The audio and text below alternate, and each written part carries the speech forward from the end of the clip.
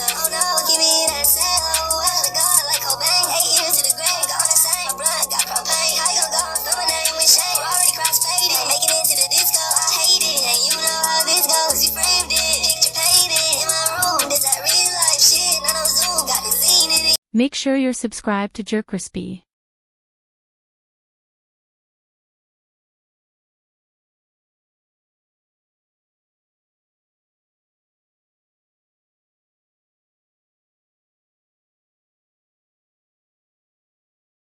What's up?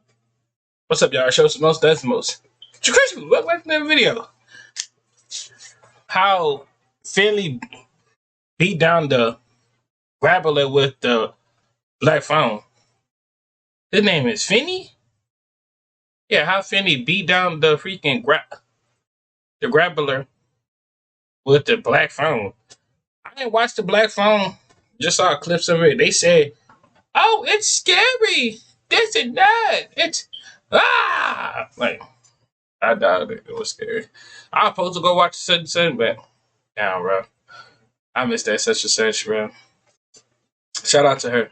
Yo, so the movie starts and we got Finny getting ready to pitch at his baseball game, and my son was out here having a game of his life, out here pitching like Tyreek School. Now it's the final inning and last out, meaning that Finny has to come in clutch right here. He gets a second strike on his friend Bruce and things are looking great. That was until he looks over and sees that his crush is watching him, and my dog started choking right here. What Eminem said, his palms are sweaty, knees weak, arms are heavy, as he throws a terrible pitch and Bruce sends it flying for a home run. He even tips his hat at Finny as he runs bases. Like, nah, in front of my shawty? It's like that. Bruce gives him his props and tells Finny that his arm is mint. Then we see him riding his bike home shortly after taking a dub. Even had all the shawties glazing him. Talking about something, did you see that? He smiled at me. But little did we know, this would be the last time that he would be seen, as a black truck pulls up and Bruce disappears. After that, we learned that all over town, random little boys have gone missing. And the fact that it's random boys going missing.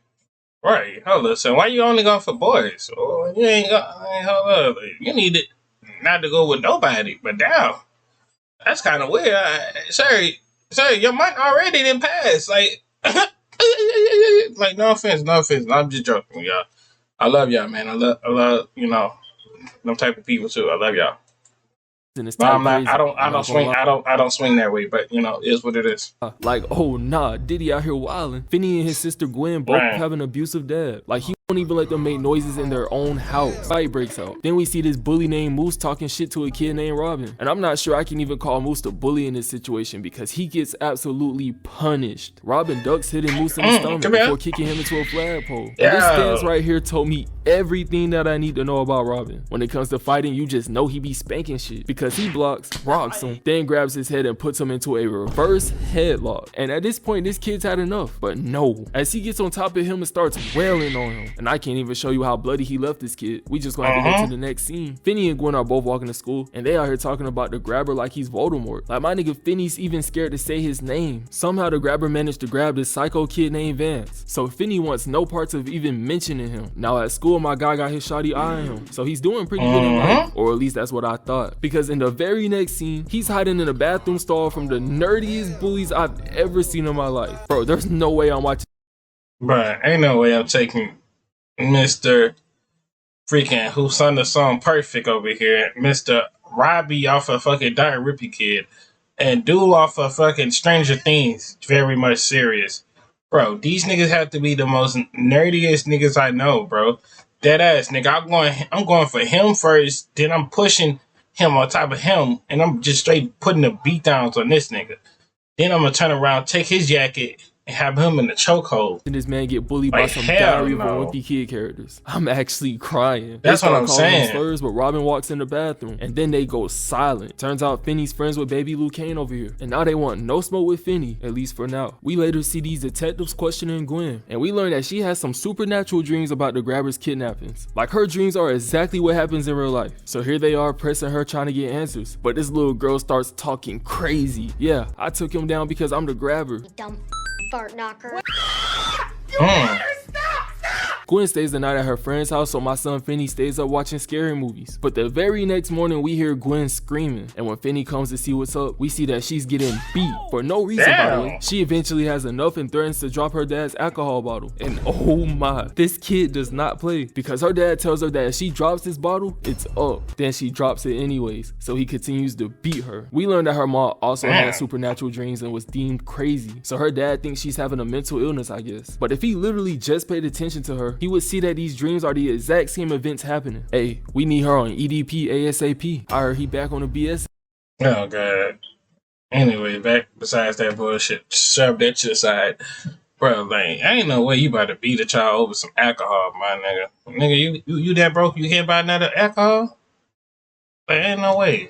Later on, Robin comes across the grabber and gets nabbed, which sucks because he was one of Finney's closest friends. And another reason it sucks is because now Finney has to be on his Jaden Smith timing, out here getting chased and beat down by bullies for no reason. Now, like a real nigga, his sister pops out the cut like a bat out of hell, bashing this one skull in with a rock before throwing it at the next for missing. She runs up, but this nigga hits her with a Randy Orton power slam. Yes, he scooped and slammed her on some W sister though, I ain't lying to you, son, cause there's too many people that be getting jumped out here, and nobody suddenly don't even be right by the area.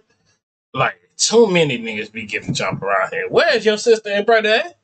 WWE timing. And to make things even crazier, he punt kicks her like Randy Orton too. Had these two sitting on the gate thinking about life. And Finney isn't even trying to fight back against the bullies. He's just getting his ass whooped. It didn't matter though, because at school he got to be loud partners with his crush. And Shawty's feeling him even more after that Royal Rumble. On the walk home from school, we see that Gwen is staying the night at her friend's house. Then somehow, Finney ends up completely alone on this street by himself. That's crazy.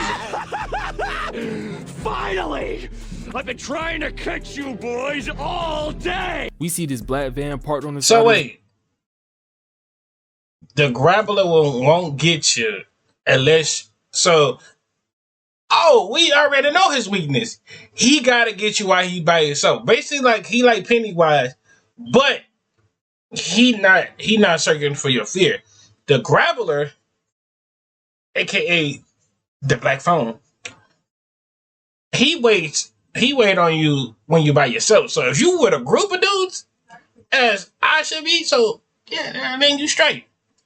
Street, and instead of walking the opposite direction, he heads right behind it, and we see the grabber obviously dropping his bags on purpose. Now Finney notices black balloons, and instead of running, he questions the grabber. So the grabber shows him the balloons and attempts to kidnap him. Finney fights back, cutting him, but that does not work, as Finney wakes up in the grabber's basement. Now it's obviously something wrong with the grabber, because he starts touching Finney's hair and offers him a soda. A soda? Nigga, I wanna go home. Now Finney hears the black phone ringing, but when he answers, no one speaks. Then Gwen realizes that Finney is missing and heads straight home to pray to God. The black phone rings again and Finney answers once again, but the grabber comes down telling him that it don't work. We learn that the basement is soundproof, so Finney is cooked. Then the grabber starts playing mind games, telling him that he will never make him do something that he doesn't want to do. Like, what you mean by that? The phone rings again and there's still no one on the other side. Then after a couple of more rings, we finally get someone on the phone. Now the phone somehow connects him to the grabber's victim spiritually. Then we learn that he is talking to Bruce, the kid from the baseball game. Bruce, being a W man, tries to help Finney escape, and he does that by telling him to dig at this spot in the basement. Now Gwen has a dream of Bruce, and at the end of the dream, Finney is trying to break out of a house, so she hops on a bike to go searching for that same house. And I know I haven't said it yet this video, but she is a W sister. After doing like he was told, the next day the grabber brings him a plate of food. He leaves the door unlocked trying to bait Finney to come up, but luckily the phone rang and a kid named Billy warns him not to go up, because if he does, the grabber will beat him until he passes out. Like, what type of game is he trying to play, bro? Finney goes up to see if it was Cap, but the grabber was actually sitting right there waiting. 24 hours pass and Billy is on the line again trying to help Finney. He uses the bottle to help point Finney to an escape route. Then we see Gwen having another dream. Now this dream was about Billy's kidnapping, and at the end of the dream she got another clue on where the grabber is hiding. We get back to Finney, who is risking it all for an escape route, and just as it looks like he's about to get free, he fails, falling down. Now by the grace of God, Gwen talks her dad into listening to a story about her dreams. Then they go searching for the clues that were in them. Meanwhile, the detectives stop by this guy named Max's house. We learn that the house isn't Max's, but it's his brother's, and instead of even trying to question the brother, they just forget it. So you gonna tell me your brother doing this the whole time? You just can't go over there and stop this, man? Damn, you scared your brother that bad? I know you was getting your ass whooped in fucking when you was little. And back with the other stuff, ain't no way I would have went upstairs. Why didn't it? Hold on, wait a minute. Man, hell no. We gotta go back for a little minute, Sam. Hold up, bro. Help Finney. He uses the bottle to help point Finney to him until he passes out. Like, what type of game is he trying to play, bro? Finney goes up to see if it was Cap, but the grabber was Man, why your shirt off? Man, oh no, son. Oh no, bro. Oh no, son. What did we, man? Go ahead, bro. Keep going, bro. that exposed his name. Then he tells him that he almost let him go, which is respect, showing him his name. And Finney does what any kid would do in this situation and lies about his name. Now the in homicide history. Everyone give it up. Now we get back to Finney and he's faking like he's asleep because here comes the grabber. The grabber starts playing more mind tricks, pretending like he's about to free Finney. And this is because Finney hasn't tried to escape and he's getting bored. So he asks Finney for his name. And Finney does what any kid would do in this situation and lies about his name. Now the grabber took this as a sign of disrespect, showing him the newspaper that exposed his name. Then he tells him that he almost let him go, which is cap. Finney falls asleep but wakes up because he hears a dripping sound. Then when he uses his flashlight, he sees a kid floating in mid-air, and bro isn't freaked out in the slightest. Doesn't even question the kid pointing at the phone. Finney who tells him that there isn't much time left. We learn that the only reason Finney's even alive is because he hasn't played the grabber's game, meaning that the grabber cannot punish him for not listening. Griffin tells Finney that the grabber is asleep and that he can get out the door with this old combination. And right when he gets the code and he's almost free, the grabber wakes up, chasing him down the street in a van. Finney was out here screaming too, and not a soul came outside. The grabber got to him and all. So wait, so the other two dudes, they died basically as we speaking. So they are trying to escape and they end up being dead as we speaking. All niggas did was turn the porch lights on. Like, boy, ain't no way. After being thrown back in the basement, another 24 hours go by, and Finney ends up talking to the psycho kid Vance Hopper. Finney tells Vance that he used to be afraid of him, and Vance tells him that if he knew what was about to happen next, he will be terrified. Then he tells him that today's the day. We get a flashback to Vance playing pinball at the corner store, and he's trying to break his high score, but these two kids sell his game by horse playing, and as expected, Vance beat the shit out of both of them, bashing this one's head in and carving the number 7741 on him. Now this gets him arrested and thrown into the back of a police car, but then we learn that somehow this is all in Gwen's dream, and she's hearing Finney and Vance's conversation in real time. Vance points at his house while talking to Finney, and this is where Gwen figures it all out, because this house has 7741 on it like he carved into that boy. Vance tells Finney to try and dig into the walls to escape, and when Finney thanks him, he starts spazzing, screaming in Finney's ear and forcing the bottles to hit the wall. Now he better hurry up because I don't know who's scarier, Vance or the grabber. After digging, Finney makes it to an exit, but it's locked. And this means that Finney's cooked and there's no way out. He starts crying because he realizes he's done, but the phone rings one last time, and this time, yeah, I ain't lying to you. If it kept ringing and I couldn't even be picking that up, I probably went crazy. it's his friend named Robin. Robin tells him that he's with him before teaching him how to defend himself. And I just really love this scene right here. I love watching him train Finney on how to beat the grabber. Shit could bring tears to my eyes. While looking for the house from her dream. So did these dudes escape or did they just die? Gets jump scared by the grabber's victims, but thanks to them, she finds the house and calls the detectives. Now Max just now realizes that his brother is the grabber, and when he goes downstairs and sees Finney, he completely sells the bag. He starts rambling for no reason at all before getting axed by the grabber. Bro, you had one job. One. Now the grabber is just shut the fuck up and help me get out. You was gonna be a sacrifice regardless. I was gonna hit a 4 flat over there. Throw a bottle. Soon as he was gonna sacrifice. To execute Finney. He swings but misses as Finney jumps over the spot Bruce had him dig. And when the grabber follows him, he uses the cord from Billy to trip him. Then the grabber falls into the hole, breaking his ankle. Now right here is where Finney starts boxing, using everything that his boy Robin taught him. Nope. Bing. Nope. Bing.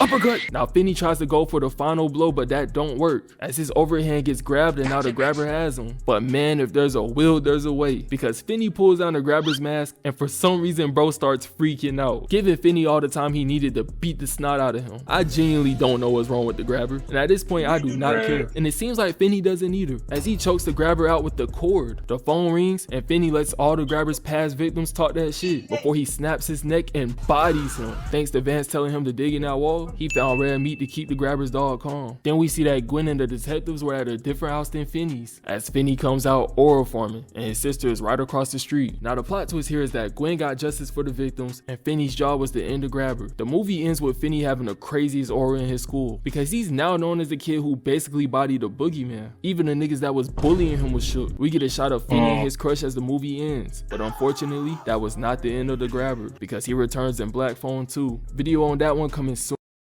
That's that bullshit, son. What I said? That's that bull shit.